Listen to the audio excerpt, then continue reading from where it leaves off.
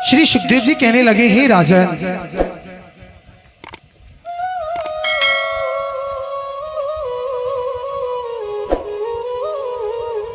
आज भगवान, आज नारद जी ने सुंदर समय देखा और सोचने लगे अब तो वह समय आ गया जिसके लिए प्रभु ने अवतार लिया, और कंस के दरबार में आ गई। कंस की उदासी का कारण पूछने लगे तो कंस कहने लगा, अरे महाराज, मेरा शत्रु, उसने मेरे अनेक बलवान राक्षसों को मार डाला और मैं अभी तक उसका कुछ नहीं कर पाया। सोच सोच कर कंस और रहने लगा उदास। श्री नारद जी आ गए एक दिन उसके पास। देव ऋषि नारद कहने लगे, अरे राजन, जिन्हें तुम साधारण प्राणी समझते हो ना, अरे कृष्ण देवकी का 8वां गर्भ है और बलराम देवकी का 7वां, और वो दोनों वृंदावन में नंद बाबा के यहाँ रहते हैं और उन्होंने ही तेरे बलवान राक्षसों को मारा है। अगर तू उन्हें मारना चाहता है ना तो किसी बहाने से मथुरा बुलवा ले और अपने पहरेदारों से मरवा डाल। कंस कहने लगा, यदि मेरे पहलवान नहीं मार पाए तो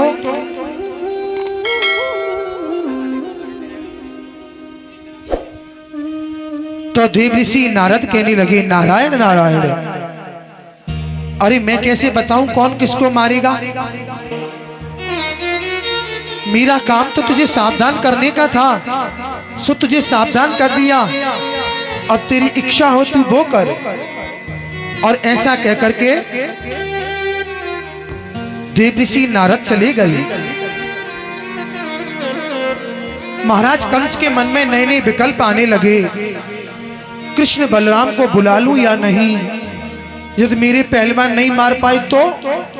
फिर सोचने लगा, अरे शत्रु को घर पे बुलाकर तो किसी भी प्रकार से मारा जा सकता है, इसलिए उन दोनों को बुला लेना चाहिए। और ऐसा कहकर वसुदेव के पास गया, क्रूर को साथ लेकर। वसुदेव से कहने लगा, अरे वसुदेव, तुम सत्यवादी और चंद्रवंशी हो, तुम कभी भी झूठ नहीं बोलते, परंतु तुमने मेरे साथ बहुत बड़ा झूठ बोला है। अपने मुझे सभी पुत्र जन्म लेते ही देने का वायदा किया था, परंतु एक पुत्र को, 2 पुत्रों को बचा लिया। बताइए ये सत्य है या झूठ है? वसुदेव कहने लगे, अरे महाराज, ये सत्य है, परंतु ये मैंने नहीं, ये तो प्रभु की कृपा से हो गया। बोले, अब जो हो गया सो ठीक है, तुम अपना वचन पूरा करने के लिए कृष्ण और बलराम को मथुरा बुला लो। अगर वो मथुरा में नहीं आए तो मैं वृंदावन पर आक्रमण कर दूंगा। पहले तो अक्रूर डर गए, कहीं ऐसा तो नहीं है दुष्ट कृष्ण बलराम को कहीं बुलाकर मार ना डाले।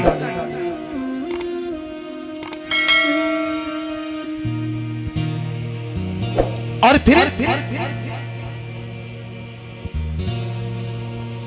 प्रभु को याद किया,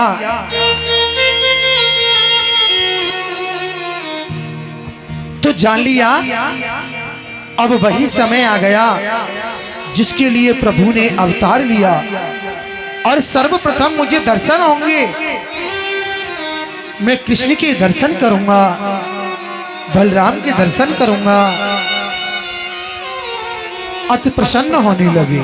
आज समय ने कर दिया है कैसा मजबूर, आज्ञा पाकर चल दिए वृंदावन को अक्रूर। आज अक्रूर चले आ रहे हैं वृंदावन के लिए और शीघ्र ही वृंदावन में आ गए। नंद बाबा के घर का पता पूछते पूछते आए। रात्रि में अक्रूर ने विश्राम लिया और सुबह जब कहा कि कंस ने मथुरा में धनुष यज्ञ का आयोजन किया है, नंद बाबा सहित कृष्ण और बलराम को बुलाया है और ये भी कहा है अगर वो नहीं आए तो मैं वृंदावन पर आक्रमण कर दूंगा। और तो जब मैया यशोदा ने सुना, मैया यशोदा एकदम से पृथ्वी पर गिर पड़ी और बहुत जोर जोर से रोने लगी। अरे अक्रूर, तू मेरे लाला को मुझसे दूर ले जाएगा? अरे एक ही तो मेरे पुत्र है और ये भी पुत्र मेरे सामने से चला जाएगा तो पता है अक्रूर, मैं अपने पुत्र के बगैर नहीं रह सकती। अक्रूर, तुम मेरे लाला को मत ले जाना। क्या गलती मुझसे हुई,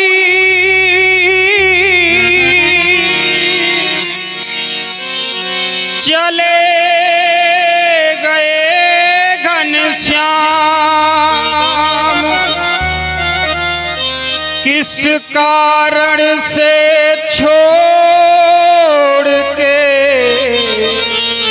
चले गए घनश्याम।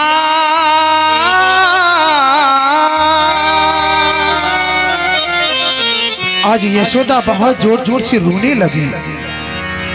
आज भगवान श्याम सुंदर दौड़े दौड़े आए और अपनी मैया की गोदी में आकर के बैठ गए और बार बार उनके असरों को पहुंचने लगे और कहने लगे, अरे मैया तू इतना क्यों रोती है?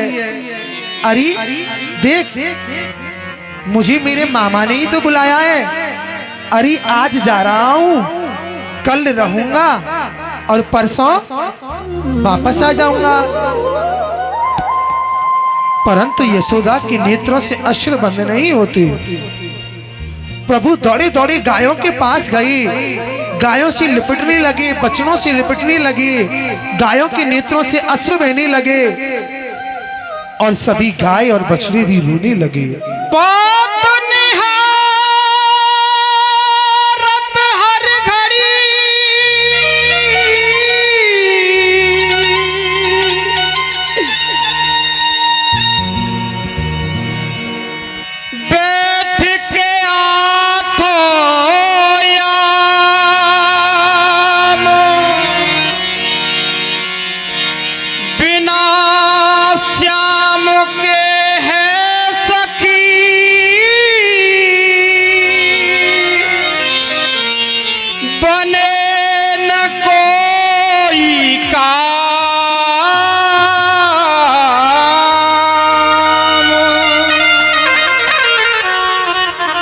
आज नंद बाबा ने यशोदा को समझाया और कहने लगी, अरे यशोदा तू इतना क्यों रोती है?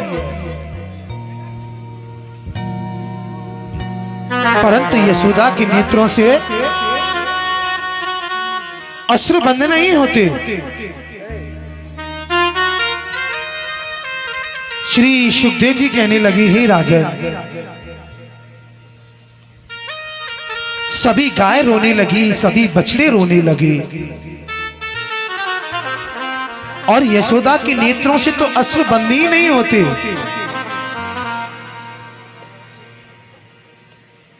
श्री सुखदेव जी कहने लगे, हे राजन, आज मैया यशोदा बार बार प्रभु को याद करने लगी। हे प्रभु, सुबह होते ही मेरा पुत्र मुझसे दूर चला जाएगा और बार बार मना करने लगी, अरे लाला तू मुझे छोड़ करके मत जाना। अरे तू तो मेरा प्राण है, जब प्राण ही चला जाएगा तो फिर इस शरीर का क्या होगा पुत्र? इसलिए तू मुझे छोड़ करके मत जाना। कि मैं आऊंगा कि लौट के परसों, कि मैं आऊंगा लौट के परसों हो ऐसे घनश्याम ने कहा। मैं आऊंगा लौट के परसों ऐसा घनश्याम ने कहा। मैं आऊंगा लौट के परसों ऐसा घनश्याम ने कहा। मैं आऊंगा लौट के परसों ऐसा घनश्याम ने कहा। एक तेरे ओ एक तेरे बिना मनमोहन, एक तेरे बिना मनमोहन ये सोना ब्रज धाम रह गया। मैं आऊंगा लौट के परसों ऐसा घनश्याम ने कहा।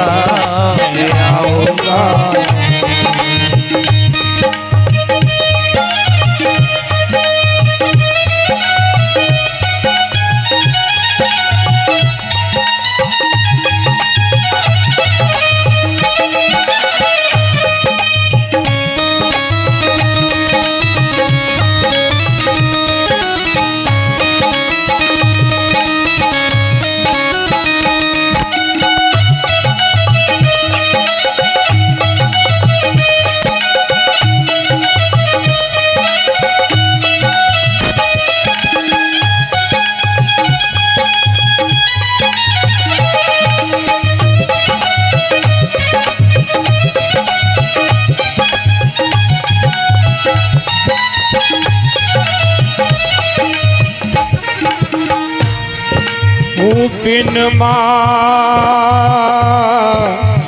बिन माली के सूना चमन है, सूनी चमन की कलियां हैं। हाँ सूनी माली के सूना चमन है, सूरी बाग की कलियां हैं। बिन माली के सूना चमन है, सूनी बाग की कलियां हैं। हाँ सूनी बाग की कलियां हैं। मधुबन सोना, मधुबन सोना घर भी सोना। मधुबन सोना घर भी सोना। मधुबन सोना घर भी सोना। मधुबन सोना घर भी सोना। ओ सोनी बिरज की गलियां हैं। सोनी बिरज की गलियां हैं। ओ सोनी बिरज की गलियां हैं। हाँ सूरी बिरज की गलियां हैं। श्याम चले गए, ओ श्याम चले गए घर सूना। ओ श्याम चले गए घर सूना, ये सोना परिवार रह गया। मैं आऊंगा, मैं आऊंगा लौट के परसों। मैं आऊंगा लौट के परसों। ऐसा घनश्याम ने कहा। लौट के परसों ऐसा घनश्याम ने कहा।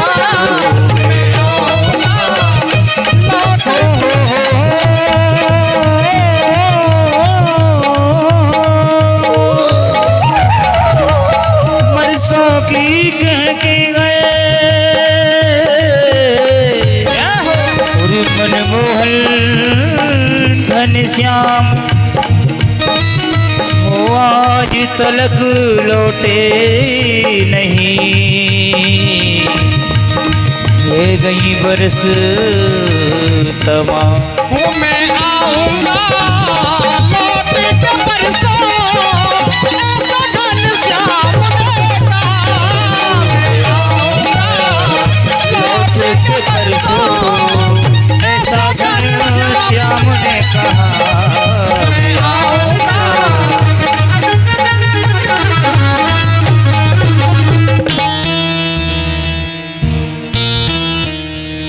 बोलिए बाकी बिहारी लाल की। आओगे क्या कभी जो अभी जा रहे हो तुम, और बेकार मेरे सर की कसम खा रहे हो तुम। श्री सुखदेव जी कहने लगे, ही राजन, आज भगवान ने अपनी मैया को और वचन दिया, सभी ग्वालों को पता चली तो ग्वाल भी नंद बाबा के यहाँ आ गए। नंद बाबा ने भी ग्वालों को चलने के लिए कहा और भगवान सुबह हुआ, अक्रू ने अपनी रथ को सजाया।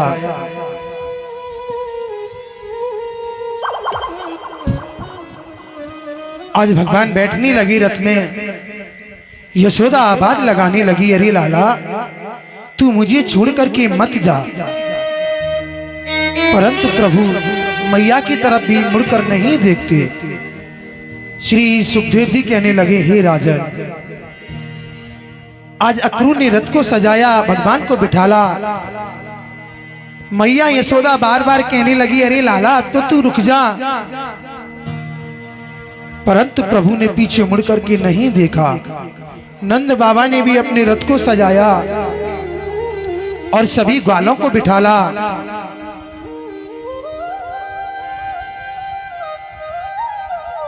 जब ब्रज की गोपिकाओं को पता चली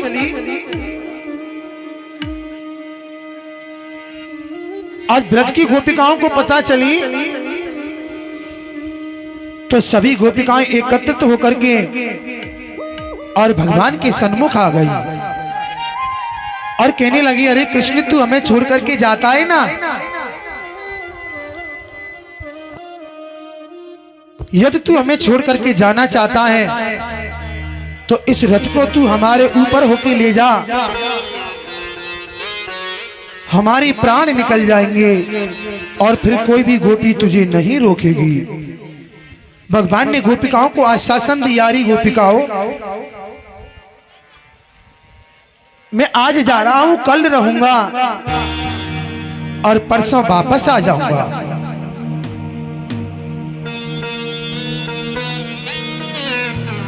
श्री सुखदेव जी कहने लगे, हे राजन, गोपिकाएं कहने लगी, ठीक है तू हमसे वचन देता है ना मैं परसों आ जाऊंगा, अगर तू परसों तक नहीं आया ना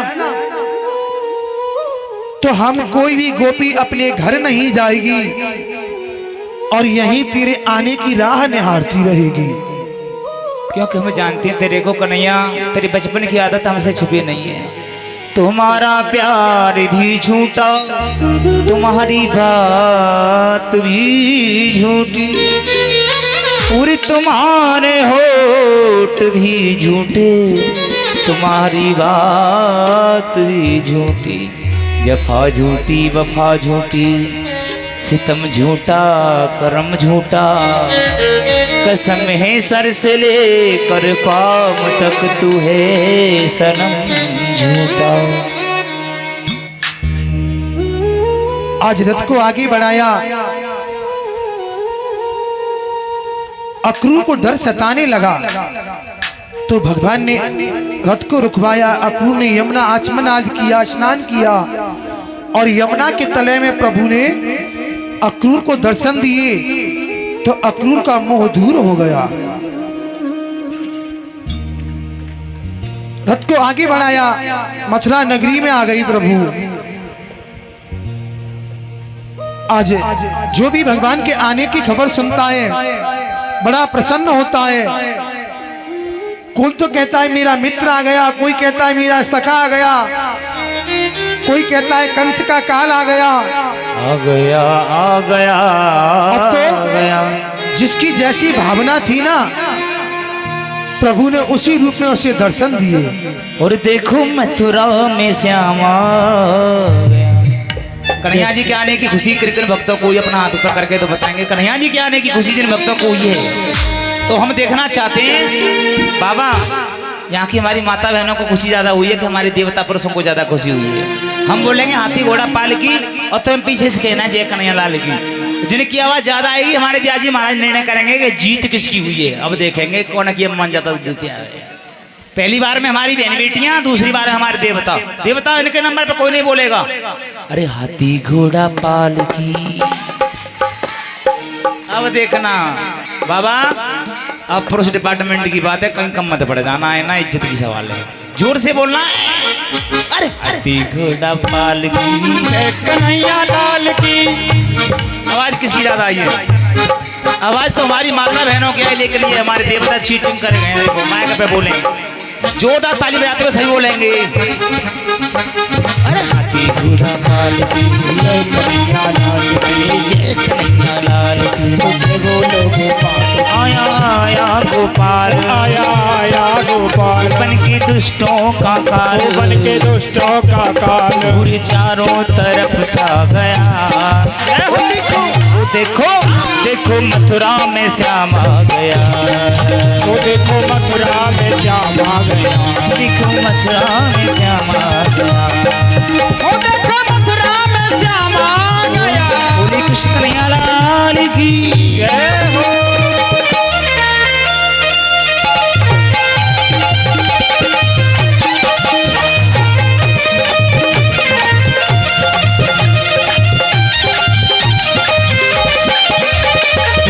मैं तो चली वृंदावन राणा, मैं तो चली वृंदावन राणा, मेरी भाग्य जगे राणा जी तेरे महलों में आग लगी। राणा जी तेरे महलों में आग लगे। राणा जी तेरे महलों में आग लगे। घास फूस की कुटियां बनाऊंगी, घास फूस की कुटियां बनाऊंगी। सामरिया का प्यारा मंदिर सजाऊंगी। सावरिया का प्यारा मंदिर सजाऊंगी।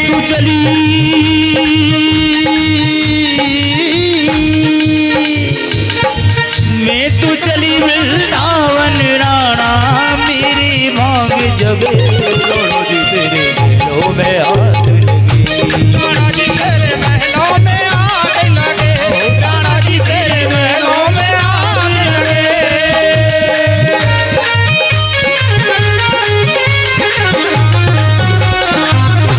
तालियों से बाहर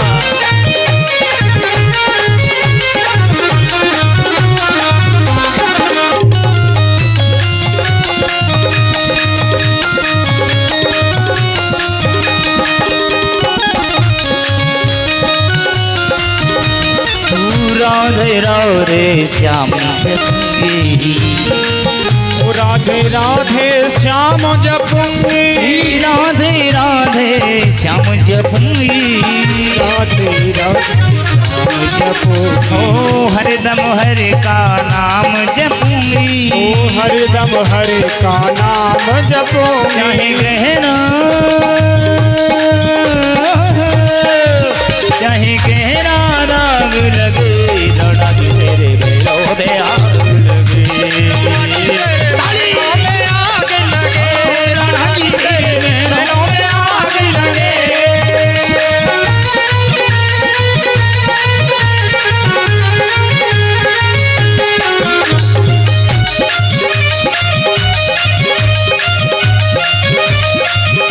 बोलिए सतगुरुदेव महाराज की।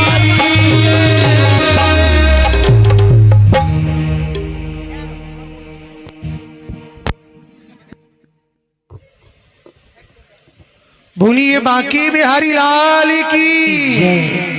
एक बार प्रेम से बोलेंगे राधे राधे राधे राधे। आज मथुरा नगरी में आते ही चारों तरफ शोर होने लगा कि जाकी राई भावना जैसी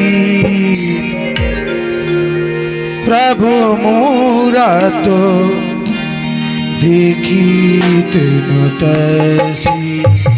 ऊंचा की रही जाकी रही भावना जैसी प्रभु मूरत देखी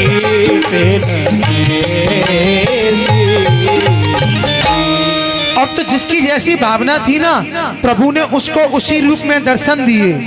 रात्रि में विश्राम लिया और सुबह होते ही नंद बाबा से आज्ञा लेकर मथुरा नगरी घूमने के लिए निकल पड़े। तो सबसे पहले क्या हुआ? सबसे पहले एक कंस का धोबी मिला। भगवान ने उससे वस्त्र मांगे, झगड़ने लगा। प्रभु ने एक मुक्का दिया और उसके प्राणों को निकाल डाला। वस्त्रों को ले लिया, पहनने लगे बड़े हुए वस्त्र। तो भगवान के प्रिय सखा द्रोणधर जी ने उन वस्त्रों को ठीक किया। आगे चलिए तो सुदामा नाम का माली मिला।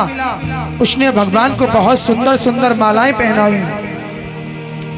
थोड़ा आगे चलिए तो 3 जगह से टेढ़ी कुब्जियां दिखाई देने लगी, जिसने भगवान के मस्तिष्क पर चंदन लगाया और प्रभु को दया आ गई तो इसे एकदम सीधी और परम सुंदरी बना दिया। और प्रभु धनुष यज्ञशाला में आ गए। धनुष को उठाने लगे, मना करने लगे, परंतु भगवान ने क्षण भर में उसे उठा लिया और उसे बीच से तोड़ डाला। जब धनुष का टूटने का भयानक शब्द हुआ तो कंस घबरा गया, पूछने लगा क्या हुआ? तभी कहने लगे महाराज, उस बालक कृष्ण ने महाधनुष को तोड़ डाला।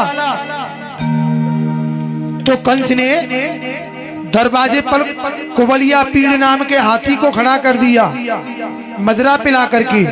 जैसे ही कृष्ण बलराम ने प्रवेश किया तब वह हाथी टक्कर लगाने लगा। भगवान ने उठाकर बलराम की तरफ फेंक दिया। बलराम ने उस हाथी को उठाया, कृष्ण की तरफ फेंक दिया, फिर उसे घुमाकर आकाश मार्ग में फेंक दिया। पीछे पीछे आ रही ब्रजवासिन की भीड़ और स्वागत करने कृष्ण को खड़ो कुवड़िया पीड़। और जैसे ही प्रभु ने उस हाथी को ऊपर की तरफ फेंका तो कंस ने अपने पहलवान चांडूर और मुष्टिक को बुला लिया।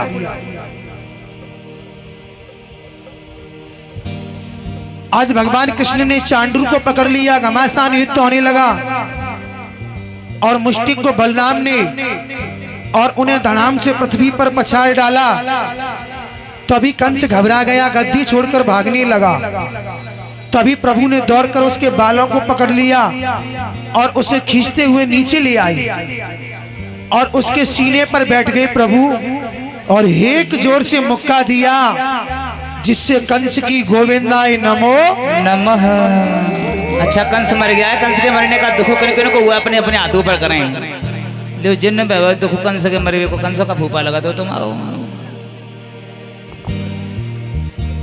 आज प्रभु ने कंस को अपने धाम को भेज दिया और अपने माता पिता के पास गई और माता पिता को बंदी गृह से मुक्त किया। माता देव की पिता वसुदेव ने अपने पुत्रों को हृदय से लगा लिया। सा पिता साच जननियो सुपुनरी तामस पुत्रवता शिशूना बंधु विरुतष्ट्रान कल्पे सरिरक्षणे। आज माता पिता से क्षमा याचना करने लगे और कहने लगे, अरे माता पिताओं, यदि मुझे आने में देरी हो गई हो तो तुम मेरे किए हुए मेरे पापों को क्षमा कर देना या मुझे क्षमा कर देना। भगवान बार बार क्षमा याचना मांगने लगे। फिर उग्रसेन महाराज को बंदी गृह से मुक्त कराया और उन्हें तिलक लगा करके पुनः मथुरा का राजा बना दिया। और प्रभु बड़े प्रेम से नंद बाबा आज को सभी को समझाकर वृंदावन भेज दिया और प्रभु बड़े प्रेम से मथुरा नगरी में रहने लगे।